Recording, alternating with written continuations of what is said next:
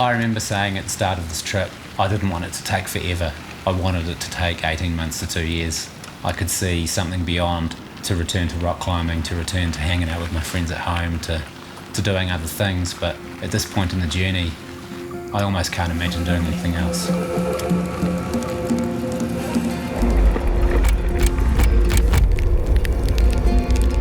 So we've made it over the pass.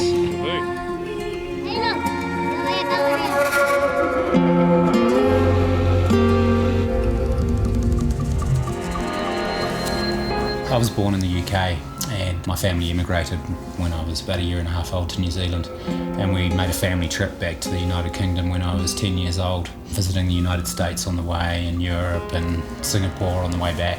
It seemed to set off the travel bug within me. I loved the journey, I loved the novelty, the experience, the difference to the land that I knew back home in New Zealand. Ever since I've been curious about the world, kind of how the world works, it's always fascinated me. So we've arrived in this little town called Likapa. And it looks like the local people here are setting up for some sort of fiesta. There's a big pile of cerveza over there. Sempre.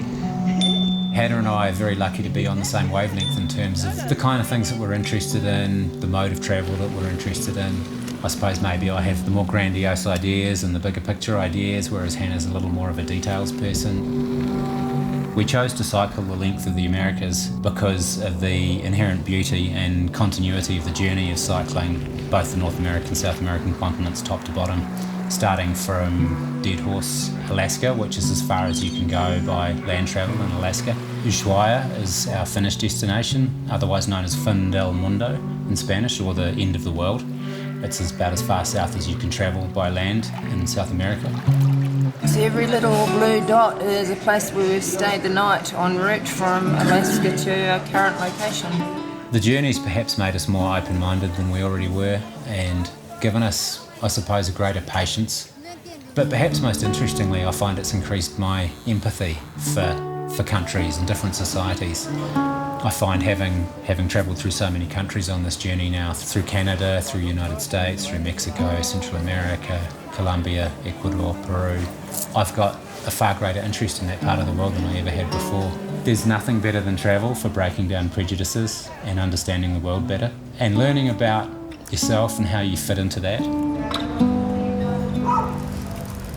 To be able to go out and explore continents on a bicycle enables you to kind of get another layer deeper into those societies. You're always aware of what's happening, the subtle changes in the landscape as they take place, as you move from mountains to desert to jungle, the endorphin rush at the end of the day, the satisfaction, and the fact that it's really, really good for you, really good for your health, it's good for your mind.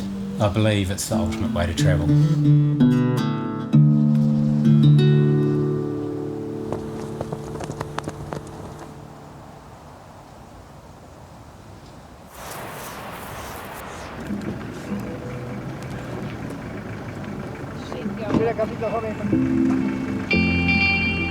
Having the right gear is just one part of the equation. You need the right mindset, the fitness, the ability, and the desire to want to do it. If you don't want to be there, it makes it a hell of a lot harder. Now and then, I suppose, I have fantasies about kicking back in a beanbag in my lounge back home, drinking a glass of wine, listening to the latest tech house mix, relaxing in that sort of way that you can only do at home.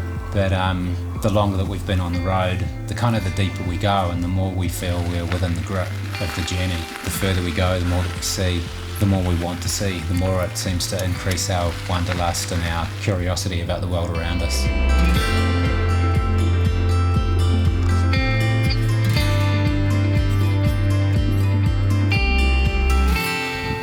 This morning we've got crunchy granola, bonus.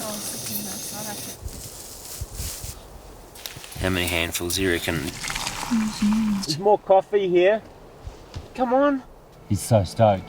I'm a photographer and my project is to photograph and document the journey with a view to producing a coffee table book in the future that'll be large format images of the landscapes, the people, the experience, wrapped up with short stories about specific experiences from each country. My intention is to create images that are aspirational, that are educational, that help people to understand what's out there beyond the city streets, beyond the familiar places, to see a greater depth within each individual country that we've visited ourselves. That seed that was sown as a 10-year-old boy still runs strong in me, and Hannah too. We both know how mind-expanding travel can be. We believe that the personal education and the development that comes from travel contributes towards making us better humans, giving us a greater understanding of the world and a greater empathy. And that fosters a desire to keep travelling, to keep exploring, to keep seeking new experiences, and we'll always be ready for more.